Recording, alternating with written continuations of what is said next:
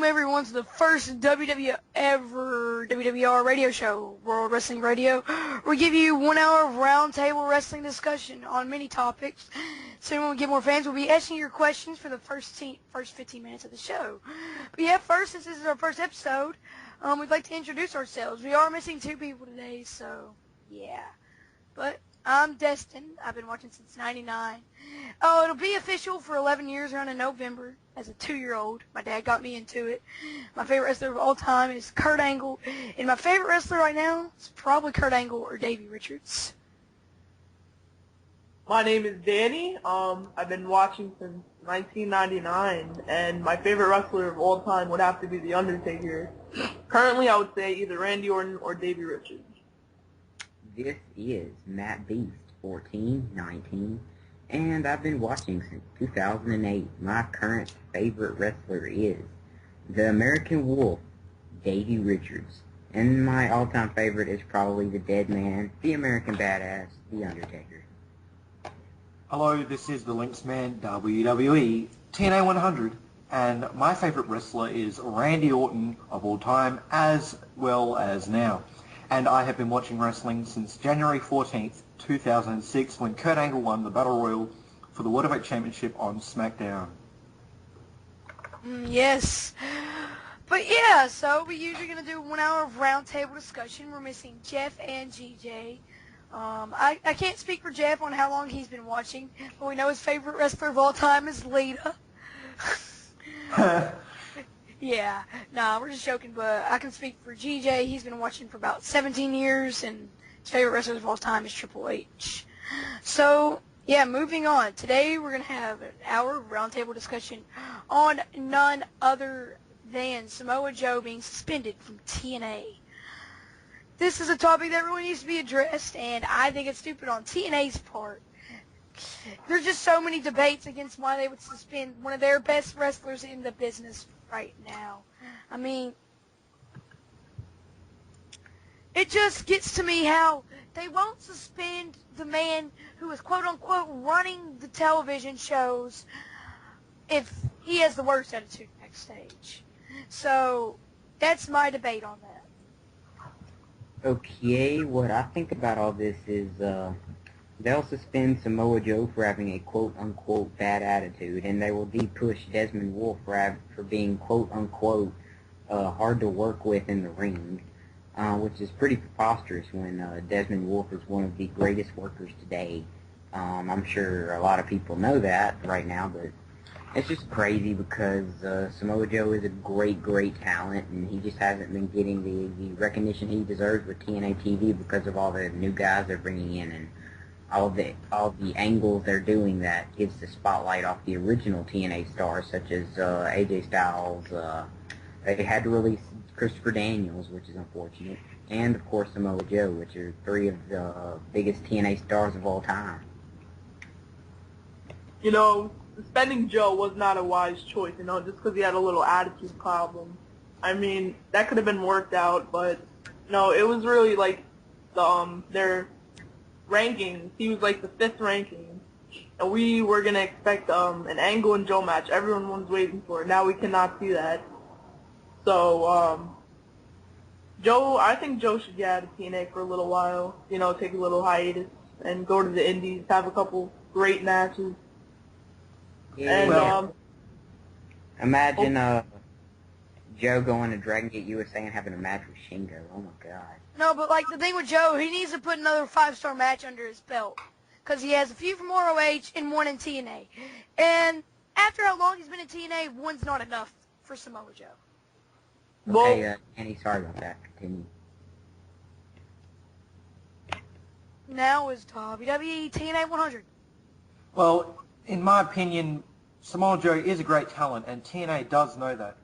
But I don't think TNA wants Samoa Joe as the face of their company, even hence him being suspended and also being put in a storyline where he gets abducted by ninjas and stuff like that. So, yeah, I don't think TNA want to get rid of him because they know that Samoa Joe could be used against TNA as a whole, and they want him to stay in TNA. So yeah. Okay, now we've talked about how it's bad for TNA, but now we're going to talk about how it's good and bad for Samoa Joe, because there's so many debates on how it's bad for him, such as being out of work, I guess you could say, if this goes any further, but it also gives him a wider range, where he can go to ROH, have an amazing match, go somewhere else, maybe even give him a chance in WWE where he can make a lot more money. So, for Samoa Joe, it could be on the brighter side of things, in my opinion. Yeah, he'll have time to spend with his kid and everything. Maybe the little indie run, which would be very good. So, good and bad things about this. Yeah, and I mean, if he takes the indie runs, it's a little extra money. Yeah, I have a feeling the reason why Samoa Joe is still in TNA after getting all these bad things happening to him, I think Samoa Joe is running short of money. I don't know this for sure, but I think this is why he hasn't left after being frustrated of his booking decisions. I mean, everyone knows that as long as you TNA, they don't have like a contract like WWE or old WCW where you can just sit at home and not work and you get paid. But TNA, you actually have to show up to get paid. So you can look at all that roster they have, and the talent they don't use doesn't even get paid. Like example, when Taylor Wilde and Hamada probably weren't being used on TV, they weren't getting paid at all. So. Yeah. And the bad thing is they're not under contract. If you appear, you get paid. So they're losing money there. I got this exact quote from I don't know what site, but it says this. TNA Insider, I got this exact quote from TNA Insider, and it says, as we mentioned earlier today, Samoa Joe was suspended by TNA. He was not happy after his match with Jeff Hardy and was vocal about it in the back after the match. The problem that we were told got him suspended was that he went into the production truck during the broadcast to complain, which is seen as a breach of etiquette. The word I've gotten was that he will be suspended for about a month. A month for going into a production truck and explaining his opinion. Well, yeah, you're usually suspended for 30 days, Yeah. I mean, Samoa Joe, he seems like a guy that'd be he would care about the way his matches looked on TV, and there's nothing wrong with that. I mean, I think some wrestlers have talked about how they like to get stuff down right, like such as Shawn Michaels, how he likes to have a story in a match and stuff like that. And I'm sure Joe would like to make sure his matches turned out great, and he was just telling something about what he could contribute to the show, and it's just crazy. But in the Constitution, it says we have a freedom of speech. So, I guess you could say it's unconstitutional for suspending someone for what they're saying, because you do have freedom of speech as a citizen of the United States. Well, even though he is suspended, it's good that it's only for 1 month. That's what a normal suspension is like, so... Alright. He shouldn't even be suspended in the first place, though. Yeah, I agree. But alright, now let's move on to the show that has one match confirmed, and that even been confirmed on TNA. That is Hardcore Justice. In my opinion, this could be worse than Slammiversary, worse than Against All Odds, worst show of the year. It could be. No, I mean I don't see it being that bad, but if they get the right talent, book the right matches, it can be maybe up to One Night Stand 05, maybe. They have the 2 matches that are booked, RVD and Jerry Lynn and Raven and Tommy Dreamer. So, I know I heard they confirmed 2 Cold Scorpio and Sabu, so that's some good talent, they acquired. Most of these guys are past their prime. I don't see this being any better than December to Dismember, in my opinion. Here's what Matt Beast said earlier to me when we were in the chat. He said that it has the makings of December to Dismember as an ECW pay-per-view only. ECW only. It's like December to Dismember. And then it has the old washed-up talent. I mean, old. Like Kings of Wrestling. And those are, somebody said, some of the worst 2 shows in wrestling history. I didn't say this, Matt Beast did. Heroes of Wrestling is the name of the pay-per-view, not Kings of Wrestling. Oh, yeah. heroes. Dumbass. But they go together, and this has the makings of a terrible show. One match confirmed, Jerry Lynn versus RVD. That match will be awesome. What else do they have from that? There is also a match in the works. It was Raven versus Tommy Dreamer. I have a feeling that will probably That's going to be out. confirmed. That's going to be confirmed this week on Impact. Okay. Spoiler. Here's what I think about Hardcore Justice. The only reason I'm actually watching this is because, of course, the main event match, Jerry Lynn versus RVD, because I'm a huge fan of their Living Dangerously 99 match back in ECW, which is just brilliant. But it's, 11 years later, but Jerry Lynn can still go pretty well. We know RVD can. RVD can go pretty decently, even though he's not a great worker. He's a good worker, not anything great. And Jerry Lynn's still pretty good also. And Tommy Dreamer is decent at best. And I don't know about other talent. But the only thing is that Jerry Lynn, he can still go, but when he can only work a 4 1/4 star match with Nigel McGuinness, when Nigel McGuinness is perfect health, I mean, I think that I don't know if this match will reach 4-star caliber. He's just gonna have to push himself, you know. Yeah. And the pay-per-view itself is not gonna have the emotion as it would in you know, like to Jerry Lynn's credit, though, Destin, in that match, Nigel McGuinness was pretty banged up. That was against Kent. I can see this match being okay if Rob Van Dam works the whole match, most of the match, and Jerry Lynn just gets he takes all the bumps and all that stuff, and he can get his fair share of kicks and punches and stuff like that. But RVD, if he's the TNA talent, so he should be the one that definitely wins the match. So. Yeah. I don't see, because RVD's undefeated anyway in TNA, so I don't see him losing. But the thing is, I don't know why they're throwing away all their storylines and then give it away for free the next Impact, just for pay-per-view fiery. Does anybody want to say what our source just gave us? I said it last time. What, that Team 3D is planning to use a flaming table on the show. So, that matters. With that, I guess they're trying to do a one-night stand 05 little thing.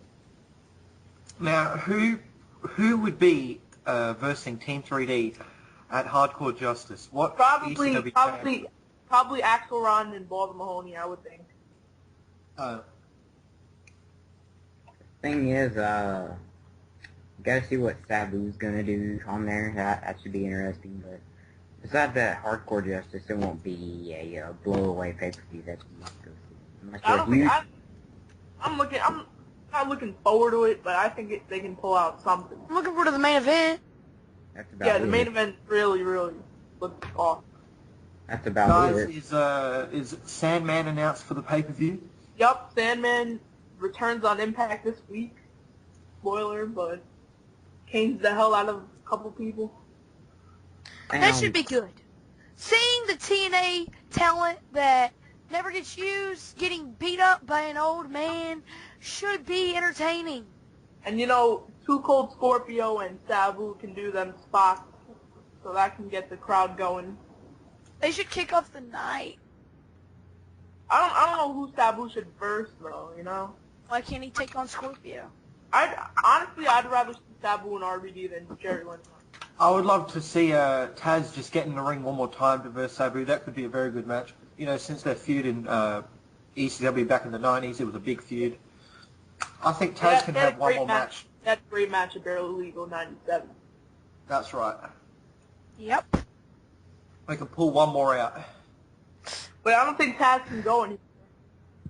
Yeah, he definitely. And just look at him.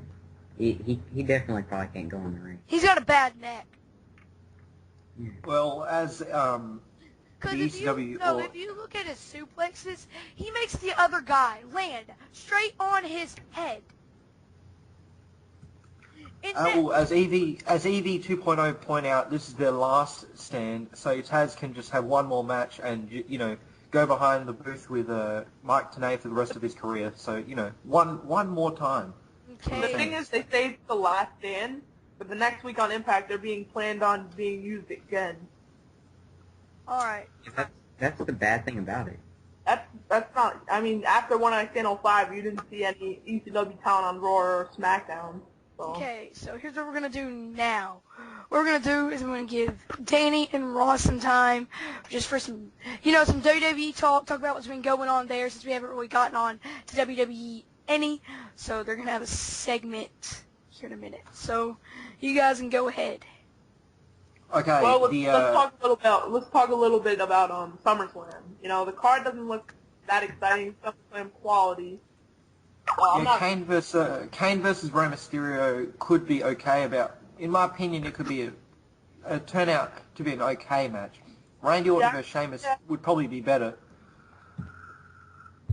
Due to Randy Orton. Sheamus is going to be different since Orton is a face now, so you're not going to see Legacy running in. The SummerSlam match will definitely be better than a Royal Rumble match. Oh yeah, we're going to see more out of these two guys. Possibly a good match. Nothing weird. With the 7-on-7 tag team match, I just see Nexus being squashed in this. I'm not really interested in this match. Now it's a 5-on-7, so I don't know if they're going to recruit 2 more members or what. I have a feeling that Triple H and Evan Bourne could somehow go into the team. I'm not sure, but I don't see Nexus getting squashed. And on SmackDown this Friday will be announced the Straight Edge Society versus Big Show. I don't know if this is a 2-on-1 handicap or what, but that's not. I think CM Punk, his arm is all cleared up now, so I think it's going to be a 3-on-1 handicap match. I don't know why they would book that, but it's kind of not SummerSlam quality either. The 3-on-1 handicap match will be a 3-on-1 handicap tag team match, so they're going to tag in and out. I mean, if they do that, you don't know. And so I'm expecting Evan Bourne and Miz to have a match. Evan Bourne goes over and wins the U.S. title. There is also Melina versus the current Divas champion Alicia Fox at SummerSlam. That probably will happen. Yep. Melina returns. I don't know if Melina would win, but I think really Melina is turning into like the mother figure of women's wrestling. She's like the Triple H sort. She'll probably get the title and hold it. Her status. Yeah, she's turning into her. She'll probably get the title and just hold it for a while and just defend it against some of the heels like Alicia Fox and Jillian and all those people. And I don't know if they're gonna have an IC title match or unified tag team title matches, but we'll just have to wait and see. They have one more week of stuff. Yeah, they could have. Well, to anyone who's listening, there is a spoiler. So if you don't want to listen to this, just turn it off now. 3, 2, 1. Okay, Dolph Ziggler will win the Intercontinental title on SmackDown. So I have a feeling that Kofi Kingston will have his rematch at SummerSlam, and they could put on a very good match. Kofi Kingston and Dolph Ziggler are both wonderful athletes. I would actually like to see Christian and Jack Swagger, a #1 contender match or something. I've been reading that Christian and Swagger are supposed to have a feud, so. There is some rumors that Jack Swagger is somehow maybe he could get into the match at SummerSlam, or if Kane beats Rey Mysterio at SummerSlam, then it'll be Kane versus Jack Swagger at Night of Champions. Yeah, Night of Champions is turning out the SummerSlam instead of SummerSlam, Yep. Now, alright, so we're going to pass this on to Destin and Matthews for some Evolve talk. Well, we were going to do some Evolve, but I'm going to say one thing about it. I watched Evolve 3 earlier today. It was decent. It didn't really get me fully into Evolve. I guess you could say I'll check the next show out by torrent. So, I'm not into really buying it yet. But it was a decent show, 7.75 in my opinion. But mainly what we're going to do is we're going to talk about Glory by Honor 9. Danny can jump in if you want to, on a point. But we're going to talk about Glory by Honor 9. So, yeah, Matt, you want to start it off? Yeah, ROH on HDNet, they've been on Twitter hyping this announcement on HDNet on their weekly show. So, unfortunately, I don't get HDNet, so I have to actually stream the show. So while we're streaming the show, the stream cut off, and I'm like, oh, what the heck, the announcement didn't come off. And then I just go on Twitter, and then people are saying, oh, Hoss and Benjamin, and then I see the video, I'm like, oh god, this is so awesome. So, at Glory of Honor 9, it's official, it's going to be the Kings of Wrestling versus the world's greatest tag team of Charlie Haas and Shelton Benjamin. And this has the makings to possibly be the best tag team match of this year. Yep. Yeah, it's definitely a dream match. I honestly rather see the Briscoes or American Wolves, but Kings of Wrestling isn't bad either. So, looking forward to that. Already got me pumped for the pay-per-view. Oh my gosh. I actually have two friends going, and those two people were on the show. Three friends. Jeff, GJ, and who else? Bobby. Bobby's going. Yeah, that's three people we're pretty cool with on here. They're going to the show, so they'll probably have a great time. It's going to be on iPay-per-view, so make sure you get on GoFi Live. Next, we're going to do some predictions on some matches we think we might see. There's one I think might happen, Davey, I don't know if he'll win the belt, but I know you'll see Daniels, Tyler Black, no matter what. But what if you get Daniels versus Tyler versus Davey, a triple threat? I'd rather not see that. But if it happens, it happens. I honestly think it's going to be Davey winning in Charlotte, the non-title, and then they get their rubber match at Glory of Honor for the title. And Davey does win the title there. That's what I'm saying. But then he's only eligible for a 4-month title reign. Yeah, but at 4 months or nothing, it's still a title reign. Destin, if you remember CM Punk's last ROH title reign, it wasn't that long either. That's how they sent him off. Yeah. And you never know that if Davey retires for sure, he can stay. I've been saying this ever since he announced his retirement, back in March? I've been saying that they're going to give him the belt at the end of the year, so he will stay. That'd be about the only reason for him to stay, but yeah, what I think could happen at the internet pay-per-view is they're probably going to have the final match, the rubber match, I guess, if you will, the final match in one of the biggest feuds of the year, Kevin Steen versus El Generico. Oh yeah. That match, if they do it right, build it properly like they've been doing for the past... I think it needs a stipulation though. These guys need to give it their all. It definitely needs this. Like they've been doing this for the past 8 months, 9 if you count when they turned. But if they do it perfectly, put it up perfectly, and they just work their butts off and make it brutal, deadly, they could put on a 5-star match. I mean, I missed their Death Before Dishonor matches because I didn't get home till the Toronto Gauntlet. So I have to see that when the DVD comes out, but from what I heard, they have good chemistry, good match was put on. So hopefully they, have a street fight or something at New York City. Well, here's another something that could happen. Everyone knows that Steen has been teaming with Carino and El Generico has been teaming with Cabana. So here's what could happen. Cabana and El Generico are in Tag Wars 2010, so possibly El Generico and Colt Cabana could win this match, and then at Glory of Honor they announce a tag team championship match, and this isn't just any regular tag team championship match. It would be El Generico and Colt Cabana versus Steen and Carino. But get this, since this would make sense with the whole feud because Generico and Steen have been in every single ladder war, so maybe they would have ladder war 3. I think a cool stipulation would be for Carino. Carino and Cabana just can't stand each other. Generico and Steen can't stand each other. Maybe they could have a full death match where Generico's only allowed to attack Steen and Carino's. They could do that, and that would be... They did the death match thing at with Bitter Friends, Different Enemies 2 and a single Supercard of Honor 5, so I don't see him doing a death match. Well, I mean, it wasn't really a real death match. I mean, a CZW death match. Oh, heck no. No. Yes. No. Yes. Ooh. No. What they could do is they could do, Ladder War's a great idea. Yup, there you go, Ladder War. Ladder War 3.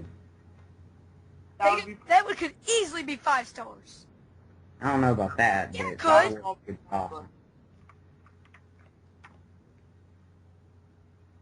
Yeah, that, and then we also have, Delirious and Aries finally have their match, you know.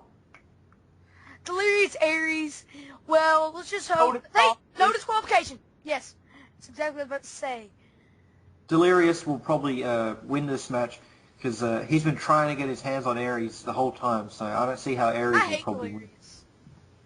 win. Yeah, me too, but still, he'll probably still win. I hate Delirious. How can The someone thing like is that you guys, I personally think, I don't know how the title picture is going to turn out. The title picture is kind of iffy. The world title picture is. I mean, you have Roderick Strong, who won the Toronto Gauntlet back at Death Before Dishonor, so he has his shot at the title. And Daniels is the only one in the Pick Six right now that hasn't gotten a chance out of the guys in the Pick Six besides Colt Cabana, who just now recently won his Pick Six spot. But Daniels has had his for a while, so I could see it being probably Tyler Roddy or Tyler Daniels. I don't want to see another Tyler Roddy. But if they do Tyler Roddy, then they would have Daniels. They would go ahead and have Daniels Davey. You know what they could do is they could do Tyler versus Daniels, and then Davey and Roddy could have a rematch because their match ended in time limit, and the winner gets the title shot at the next pay-per-view. They had a Philadelphia match because I was thinking about that on the. They had a TV taping and they had a match on a TV taping, so I was actually thinking of them doing that, but they'd already done the rematch, so sadly they can't do that. But forget TV tapings. They need to get rid of HDNet. Good lord. Alright, another match that I would like to see is Eddie Edwards defend his TV title against Kenny Omega. Yeah, that'd be awesome, but the... But is he allowed to defend the TV title off of TV? Yeah. He defended against Petey at Epic Encounter 3. No, that wasn't a title match. You know, the concept of a TV title is just for the mid-card, so... No, but where was it that they could only defend it on TV? What promotion was that? TNA had the TNA. global title where they could only defend it in other countries. Yeah, they just made the TV title last Impact. Okay. So Just because it's a TV title doesn't mean you have to only defend it on TV, so yeah. Okay. Yeah, but what I see happening is Davey and Steen have this match coming up at Richmond for Pick 6 action. And I see somehow Davey getting screwed over by Daniels maybe. And then, No, but then that goes against the word of Daniels wanting to prove he's the best in the world. Hold on. Let me finish. Daniel started this whole thing and came in. He said he's going to be the best in the world, and he wants to face the best in the world that many people regard as the best in the world, Davey Richards or Tyler Black, even though he holds the championship. And the storyline with the Davey-Steen match is that Davey is at the very bottom of the Pick 6 and needs his chance to solidify his spot. So Daniels can take that away for him, and Daniels is higher on the Pick 6, so that would kind of make sense that the Pick 6 match is Glory by Honor for Daniels and Davey. And overall, Jim Cornette said this is probably going to be better than Death Before Dishonor 8, and everyone was given that high 9s, and occasionally 8.75.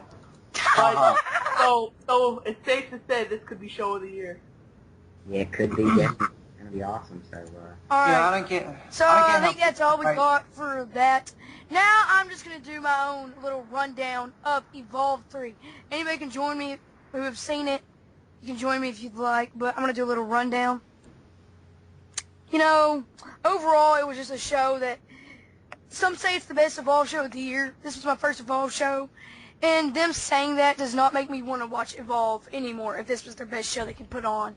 Sami Callihan versus Adam Cole.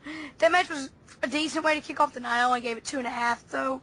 Johnny Gargano versus Ricochet. This match was really good. It was 3 stars. Then you had Mercedes Martinez versus Brittany Savage, who is fine. That match, but that was an NA. Then Up in Smoke versus Airform versus Team Beyond. That match is really, really fun. You really should check it out. 3.5. Then you had John Moxley versus Drake Younger. This match was trash, slow. I didn't enjoy it. Boring. 1.5 if not. Then you had Chris Hero versus Bobby Fish. It was okay. No, that match was great. What am I saying? 4. Then you had the 4-way, Akuma versus Brody Lee versus Dickinson versus Hollow Wicked, 2.5. Then you had TJP versus Kyle O'Reilly, 3.5. Jimmy Jacobs versus Brad Allen, 3 to 2.75. That match was fun, but it was kind of boring. Then Castagnoli versus Chuck Taylor, 4.25. Now that's about 1, 2, 3, 4, 5, 6, 7, 8, 9, 10 matches in 2 hours and 30 minutes. Less. That's what's wrong with Evolve. I also saw Evolve 3, and I'm gonna say it's overall a really fun show, and I'm probably even gonna check out Evolve 4 because Bobby Fish impressed me, and the main event of Evolve 4 is Fish Danielson, and I heard Evolve 4 was really great. So I'm gonna torrent it. I'm sticking to my word. I'm gonna buy it actually. Have fun. Alright, well, let's talk a little bit about Dragon Gate USA. They haven't put on an amazing show yet this year, but the first anniversary is said to be really good. Danielson Shingo match of the year. But too bad this is going to be a DVD exclusive.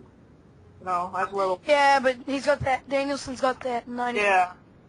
And let me just bring in really quickly, just signed for the Chicago show, Dragon Gate USA is Danielson Yamato. That will be amazing. Yamato is pretty underrated in my opinion. He's a really great talent. And Danielson, of course, everyone knows Danielson. He's great. Okay.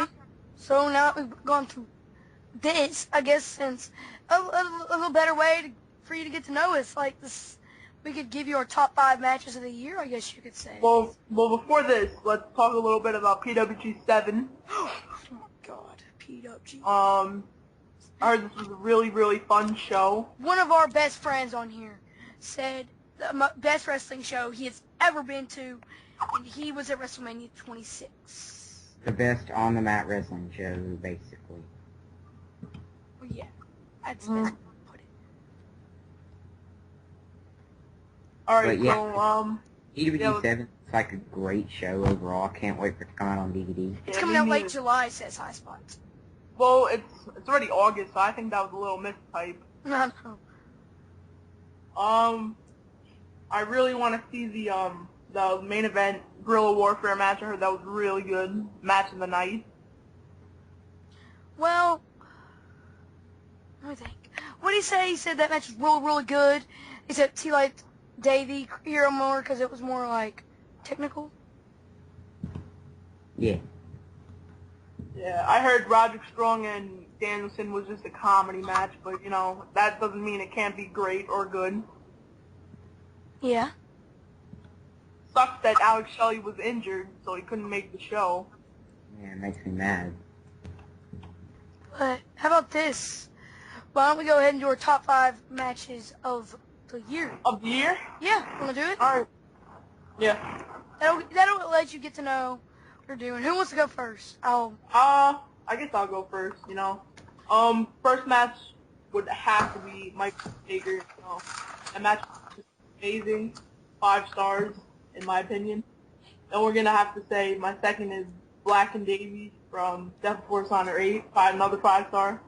Then we got Shingo and BB Hulk from Kobe World, Dragon Gate. Not 5 stars, but 4 and 3/4. Still a really good match, and if you knew the story behind it, you know, it would make you like it more. 4th would be the Big Bang Triple Threat, Kyle Black, Roger Strong, and Austin Aries, 4.5. And 5 would be AJ and Angle from Impact, January 4th, 4.5. Okay, Matt? Okay, of course my top one's gonna be Taker HBK from WrestleMania 26. Just an amazing match overall. Just blow your man. It's just a great match. That if anyone didn't happen to see that, you gotta see it. And next is Richard Black from Death Force Honor 8. It's just an amazing technical match, and they just went at it. And it's just amazing. You gotta see it. And next one is Kobe World, Shingo, BB Hulk. This made me a fan of BB Hulk actually because his Dragon Gate USA matches aren't that blow away amazing. But I was already a fan of Shingo going into this, but this even made me more of a fan of Shingo. But this match was just also amazing. Kenta Marufuji from Noah, June 6th. This was an awesome match. Kenta returned this night, and Kenta's just a great person. A great in-ring worker. Just amazing. You should check out this match. And last match on the list is Tyler Black versus Austin Aries from the 8th anniversary show. This is a really, really fun match, and this is where Black picked up the ROH World title.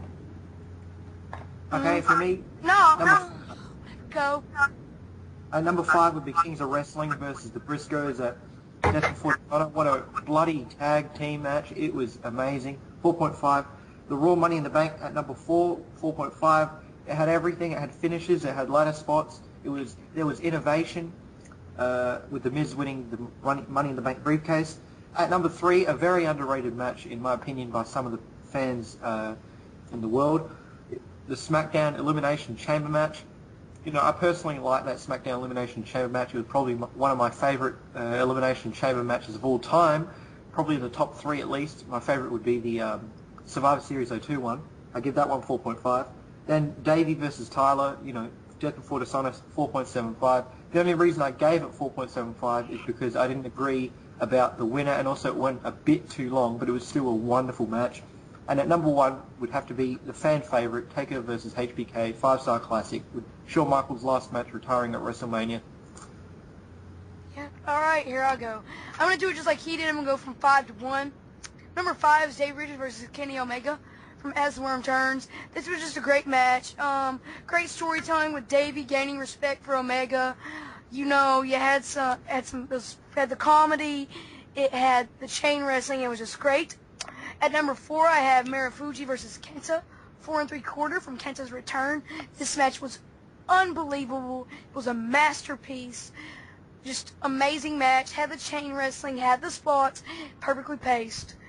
Then number 3 for me is Davey Richards versus Tyler Black from Death Before Dishonor 8 at 5 stars.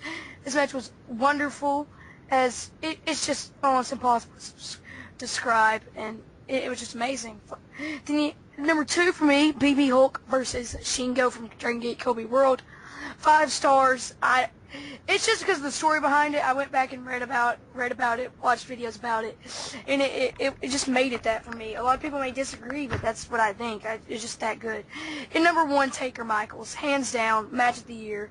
And a lot of people's opinions, the best WrestleMania match of all time, and mine, most definitely top 5 WrestleMania matches of all time. Yeah. Sorry for that little break there. One of our good friends on here, and he's also a member of the show, GJ. Go ahead and introduce yourself with how long you've been watching wrestling and your favorite wrestler of all time. My favorite wrestler of all time is Triple H, and I've been watching for, I guess, all my life. So you can say 17 years. Yep. So, you know, we're gonna go over from where we left off. We're gonna start about the upcoming special Impact. We've touched on Hardcore Justice, so now we want to touch on this. So, Ross was wanting to talk about it, so we're gonna go ahead and let him start it off. Okay, probably some of the matches that have been announced, or there's been 3, sorry, and one that has not been announced, but I'm speculating it will probably be on the card. There is RVD versus Abyss in a ladder match with Abyss's 2x4 Janice is on the top of the cord.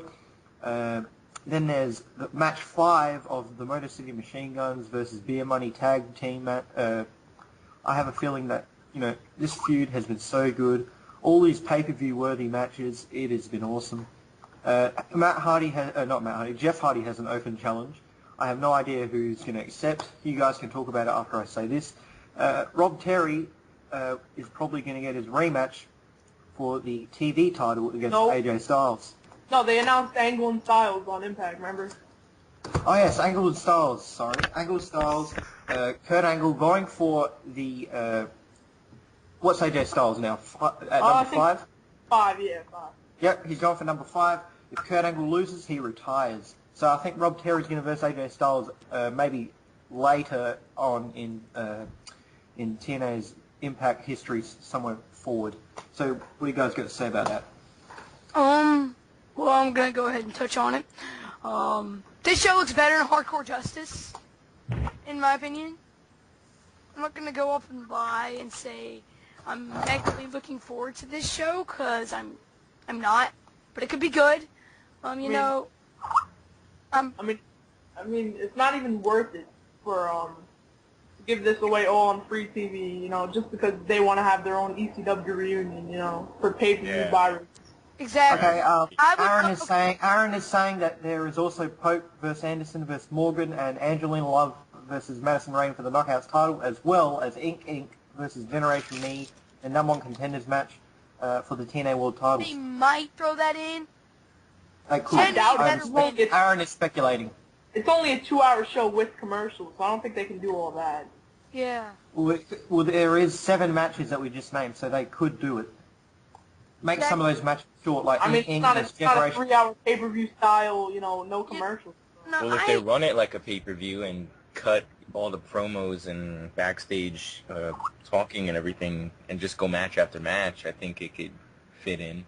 And also, yeah, I think the Beer Money Varsity Machine is going to be a Full Metal Mayhem. Love versus Rain and Inc. versus Gen Me could be pretty short matches anyway, so they could fit it in. Yeah. Okay, so also what I was going to say is, why give away this looks to be very good show for free, as Danny was saying, and then make us pay for a crap show? Yeah, Well, I don't get that. If anything, the roles should be reversed, and you should be seeing ECW's Hardcore Justice on TV for free. And I'm not going to lie, I might pay for this show, because Angle Styles, come on. Who wouldn't pay to see Yeah, it would be good. It'd be good if they could, chuck in like a TNA special, like maybe on a Monday or a Tuesday or something like that, of the Hardcore Justice that you were saying, GJ. Yeah. And Yeah, try and get the views away from WWE. Here's an idea. With the Hardcore Justice thing, they're having to put it on pay-per-view. Here's an idea. Everyone knows they're having a show in September at ECW's old stomping grounds, the Hammerstein Ballroom. So why can't they do the show there or something like that? Since it'd be more original for the ECW guys, and it'd feel more special. Yeah, it's all about the travel for TNA. They always have everything in the Impact Zone. They can't afford to go anywhere else. You know, Yeah. I can't believe they just stay in the Impact Zone. They need to go out. If they go out to other towns, they'll make money. It's simple as that. Yeah, they used to do that too, but I guess they stopped knowing that they can only fill up half the arena, which isn't bad, knowing this coming from TNA, a small promotion at the time. If they only sell half an arena, what they do, get all the fans to the camera side and make it look like it's a full house, and it will get people to actually go to the shows. They think, oh wow, so people are going to it. So they're seeing all these empty seats. Yeah. Well, that's a good point. I'm much more looking forward to Impact than the pay-per-view. And just like Impact's been better than the past 2 pay-per-views. I mean, Definitely. Not last Thursday's Impact. Well, apart from that one. I didn't see it. I enjoyed myself on a beautiful, lovely, elegant vacation. So.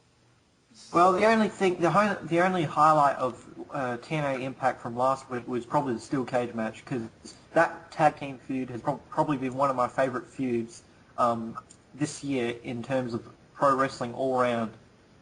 What I think about that tag team, It's good. Go again. Every match they've had has been good. No, Ross, look. The thing about this thing is they don't get enough time on Impact, and they should put these bigger gimmick matches on pay-per-view today. Yeah. Exactly. Yeah, I know. I mean, a 7-minute steel cage match. Nothing wrong with that. It was a pretty good one, but they could have a great steel cage match if they got more time on pay-per-view. Yeah, that's the problem with TNA. Their booking decisions are all whack. Exactly. Yeah. Got a point.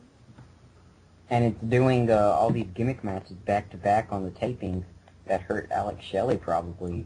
So. And also with TNA's booking, what they need to do, if they have a specialty match on a show, a TNA Impact, they need to hype that match, at least for a week. I mean, SmackDown They had a women's championship match, Layla versus Tiffany, which no one cares about, but still, they hyped that up for 1 week. That's what they need to do. Yeah, but Hype up the match, people will watch. exactly. So that's gonna have to close out our show. We're out of time. Thank you for listening. I'm gonna try to do some Q&A next week. If there's some questions, you can email me at live.com. If you're gonna ask me a question, y'all can go ahead and give out y'all's email if y'all want them to email you for questions. Hynterd at live.com. HYNTERD at live.com. Anybody else? I'll just, follow me on Twitter on the Ross Malone. Okay. Just email Hunter all the questions, and put the Okay. person's name or whatever. Who you're from, we'll mention you. If you've got a YouTube channel, we'll plug you. And that's about it. Thanks for listening. Thanks for watching. This This is the Links Man. WWR. This is the Links Man, WWT 100, signing out. And this has been WWR Radio. Thanks for listening.